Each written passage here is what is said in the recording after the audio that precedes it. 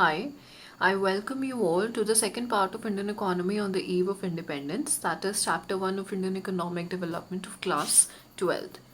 Now, we've already discussed the focus of the chapter. First was to know the condition of India's economy before independence, and second was to discuss the factors that led to the underdevelopment of Indian economy, right? Now, we've already discussed the first three sectors, which is agriculture, industry, and foreign trade. And today we'll be discussing about demographic transition, occupational structure, and infrastructure, all right? So let's first begin with demographic condition, and for that we first need to understand few important terms and concepts. So let's start with demography. Demography basically is the study of population, all right? So it is the study of changes such as number of births, deaths, illness, etc. that occur over time in human population. So our population doesn't always remains the same. Sometimes it decreases, sometimes it increases. So basically the study of population is known as demography. Second is birth rate. So it is the term used to define the number of babies born every year per 1,000 people in a population. It is calculated by dividing the number of live birth to total population of that region multiplied by 1,000 to arrive at the number of birth per 1,000 people. If you want to calculate the birth rate, what we will do is we'll take the number of live births of that particular region, we'll divide it first by the total population of that region, and then we will multiply it by 1,000. So this will give us the number of birth per 1,000 people.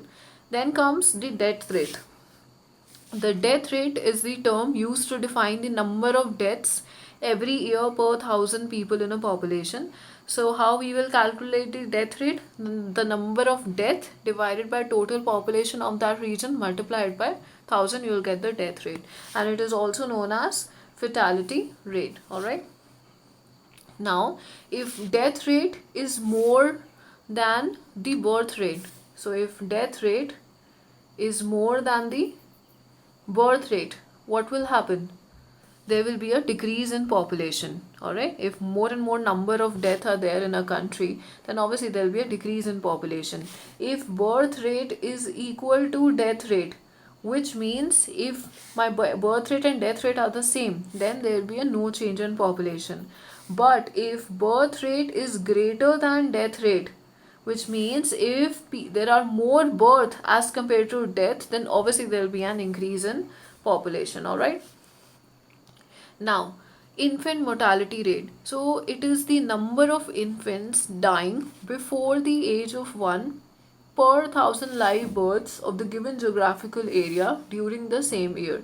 In layman terms, infant mortality rate means ऐसे बच्चे those who are not able to celebrate even their first birthday, जो अपना first birthday celebrate करने से पहले ही मर जाते हैं. Alright. Infant mortality rate.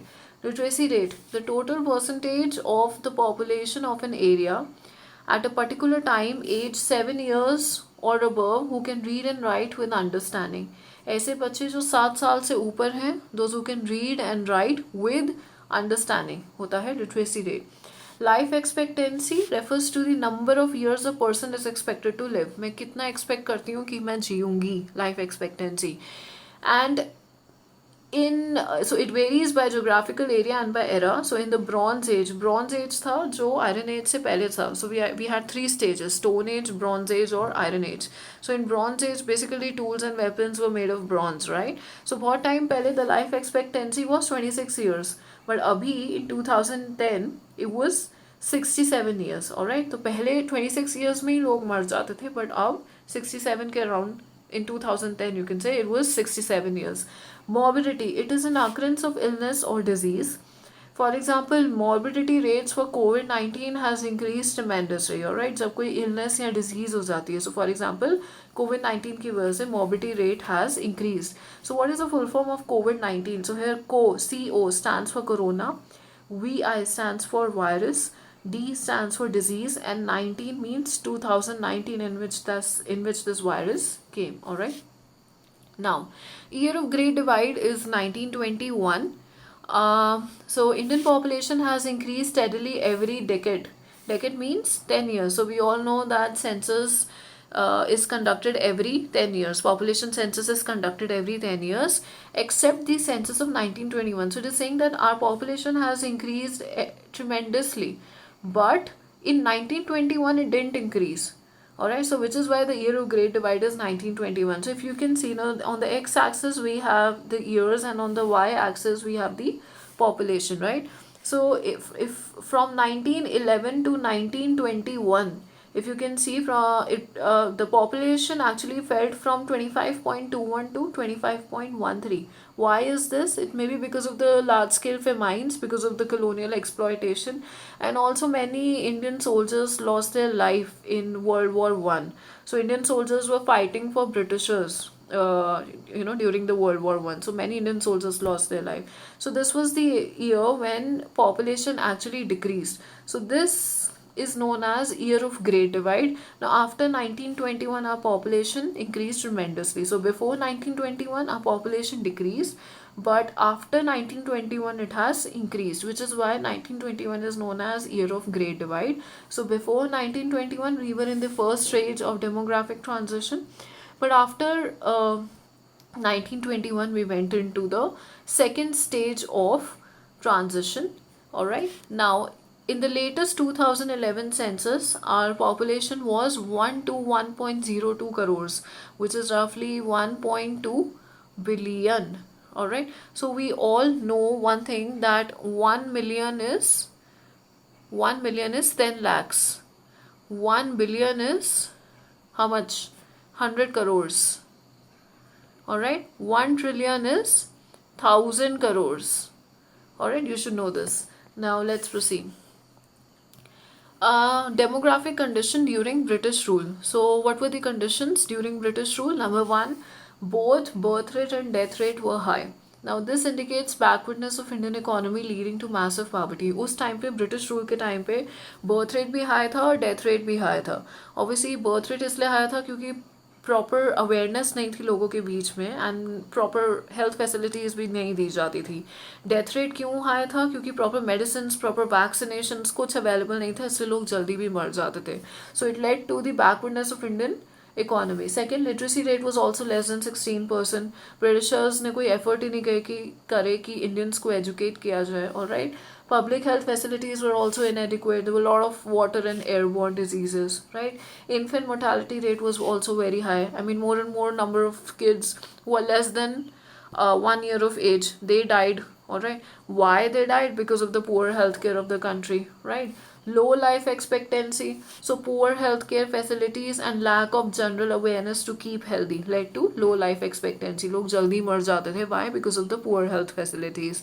All these led to extensive poverty. ना तो education था, ना healthcare sector अच्छा था, तो obviously poverty में जाएंगे ही. अब इसको memorize करने के लिए there's a simple way. Just remember HL and 4 circles lead to P. Alright, so the first H stands for high and this L stands for low. High, low. Now what was high? Birth rate and death rate was high and infant mortality rate was high. Alright, so high में कितने points आ जाएंगे? Both birth rate and death rate was high and infant mortality rate was high. Low में क्या low था? Low life expectancy था. Alright, so low life expectancy. Here H stands for healthcare facilities. So public healthcare facilities were inadequate.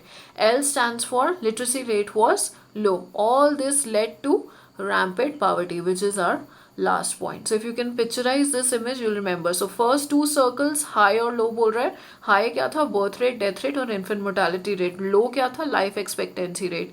ये H stands for healthcare facilities. You just have to replicate HL, right? So this H stands for poor healthcare facilities. Here L stands for literacy rate was low, and all this led to poverty. That is our next point. Alright, a way to memorize them if you've understood all these points. Next, if you could look at the data during British rule.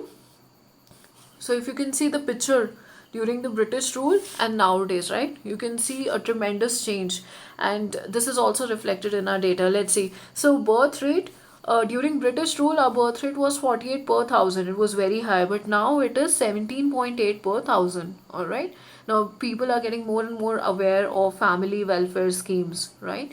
Death rate at that time was 40 per thousand, and now it has gone down tremendously to 7.3 per thousand. This means that proper vaccination is given, and proper healthcare facilities are available now. People are more and more aware of their health, right? Everybody wants to be fit. All right, infant mortality rate at that time was very high. It was 218 per thousand, but now it is 36.6 per thousand. All right, literacy rate at that time was less than 16%, but now it is 69.1%. At that time life expectancy was 44 years, but now it is 67 years. So you can see that how India has transformed majorly from the British rule, right? Next, occupational structure. So we have finished with the demographic condition. That was our first sector. The fourth sector. Now the fifth sector is occupational structure, right? So what does it mean? It refers to the division of its workforce engaged in different economic activities. So it basically means distribution of our total working population in three sectors. कितना working population किस हिसाब से distributed है between three sectors. कितने लोग agriculture sector में employed हैं, कितने लोग इंडस्ट्रियल सेक्टर में, कितने लोग टर्शरी में. तो कितना किस हिसाब से डिस्ट्रीब्यूशन हुआ हुआ है वर्किंग पॉपुलेशन का, उसको बोलते हैं ऑक्यूपेशनल स्ट्रक्चर.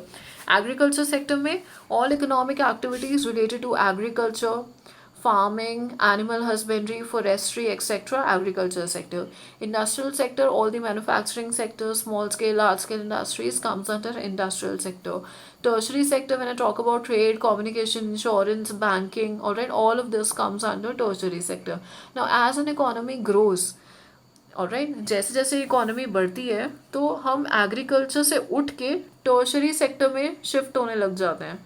alright, जैसे जैसे इकोनॉमी की डेवलपमेंट होती रहती है. Now let's study 2 points under occupational structure. First point is distribution of workforce among various sectors. Now the distribution of working persons across different industries and sectors showed little sign of change. The agriculture sector continued accounted for the largest share of workforce. Agriculture sector से ही सबसे ज़्यादा, मतलब agriculture sector में ही सबसे ज़्यादा workforce था. Industry और tertiary में कम था, अराउंड 10 to 15-20%. और ये ऐसा ही रहा. इंडिया काफ़ी टाइम तक एग्रीकल्चर पे ही डिपेंडेंट रही और इंडस्ट्रियल और टर्शरी में कम ही लेबर फोर्स था. ऑलराइट, सो ज़्यादा चेंज नहीं हुआ. Regional variation. Some parts witness a decline in dependency of the workforce on the agriculture sector. India के कुछ पार्ट्स, मतलब इंडिया के कुछ स्टेट्स में एग्रीकल्चर से उठ के लोग दूसरे सेक्टर्स में जा रहे थे. कौन सी स्टेट्स थी वो? जैसे बॉम्बे और बंगाल. लेकिन कुछ स्टेट्स ऐसी थी जो अभी भी एग्रीकल्चर सेक्टर में ही घुसी हुई थी, जैसे कि उड़ीसा, राजस्थान, पंजाब. तो इंडिया में ही रीजनल वेरिएशन था. कुछ स्टेट्स एग्रीकल्चर में ही घुसी हुई थी, लेकिन कुछ स्टेट्स एग्रीकल्चर से हट के इंडस्ट्रियल या टर्शरी में जा रही थी, विच मीन्स डेवलप कर रही थी. लेकिन कुछ स्टेट्स अभी भी एग्रीकल्चर पे ही डिपेंडेंट थी, right. Now this finishes our second sector. Now let's come to the third sector, which is the infrastructure. Now we have divided infrastructure into 4 quadrants, if you can see. One is roads. So roads were built by the Britishers. It was basically built not for our, but not for fulfilling our needs, but for fulfilling their needs, right? So it was built for mobilizing army within India. Road बना दी ताकि अपनी army को वहाँ पे mobilize कर सके. Second, to draw out raw materials to nearest railway station. As I've told before, that India was exporting important raw materials to Britain, and India was importing finished products from Britain, right? All this requires roads and proper infrastructure, and for that Britishers built infrastructure, right? So roads were used to draw raw materials. And then third is shortage of all weather roads. All weather roads का मतलब होता है ऐसी road जो हर weather में चले. ऐसा ना हो कि अगर बारिश आ जाए तो वो रोड भी टूट जाए. Alright, so all weather roads ढंग से ब्रिटिशर्स ने बना ही नहीं. So there was a shortage of all weather roads. Now let's come to railways. So railways was introduced, and it enabled long distance travel. Obviously we could travel to a long distance, and then it break geographical and cultural barriers. क्योंकि मैं दूसरी state A से state B की तरफ जा रही हूँ, तो एक तो जोग्राफिकल बैरियर्स भी मेरे टूट रहे हैं, दूसरा मैं दूसरे कल्चर को भी जानूंगी. ऑलराइट, तो ये जो बैरियर्स थे पहले वो भी ब्रेक कर दिए. Then C, foster commercialization of agriculture. पहले जो फार्मर्स प्रोडक्शन करते थे सेल्फ सब्सिस्टेंस के लिए करते थे, but now they are producing for the market, right. अब इसकी वजह से क्या हुआ कि फार्मर्स को समझ आने लग गया कि हम खाली अपने कंजम्पशन के लिए नहीं बट मार्केट में भी बेच के कुछ कमा सकते हैं, alright. So it fostered commercialisation of agriculture, but here you can see that social benefits were less than economic loss. जो हमारे बेनिफिट्स थे वो कम थे as compare to economic loss, because जितना भी ये सब काम कर रहा था ब्रिटिशर्स, वो हमारे लिए नहीं कर रहा था, वो खाली और खाली अपने पर्पस को सॉल्व करने के लिए कर रहा था। वो अपना ट्रांसपोर्टेशन सिस्टम इसलिए स्ट्रॉन्ग कर रहा था ताकि आसानी से हमसे वो रॉ मटेरियल्स ले सके, अच्छे आसानी से हम लोग ट्रांसपोर्ट कर सके, और वहाँ से भी आसानी से उनके जो फिनिश प्रोडक्ट्स हैं वो भी हम आसानी से कंज्यूम कर सके। तभी वो स्विस कैनाल का कॉन्सेप्ट भी मैंने बताया था पार्ट 1 में। Third is air and water transport. Ports वगैरह बने थे but it could not match the achievements of railways, alright. So uneconomical as it failed to compete with railways and measures were taken but it was far from satisfactory. Now communication में भी Britishers ने काम किया, so post and telegraph was introduced and expensive electric telegraph was used, but although the postal services were inadequate, they were not up to the mark, right? Now there was some positive impact of British rule also. One is the development of infrastructure, as I've told. They actually built railways for us, right? Second, monetary system of exchange. Earlier we used to go for barter system of exchange. Barter system of exchange में क्या होता है कि goods for good exchange होता है, alright? एक good मैंने दिया तो एक good आप मुझे दोगे तो exchange हो गया। लेकिन ब्रिटिशर्स ने monetary system of exchange introduce कराया, right. Use of money Britishers के थ्रू हमको पता चला।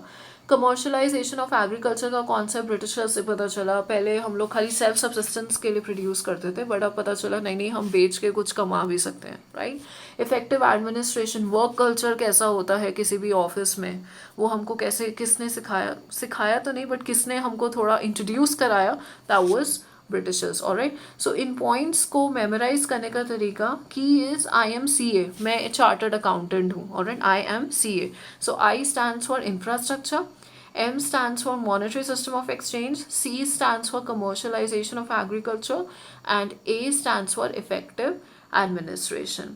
I hope you understood this chapter. Thank you so much.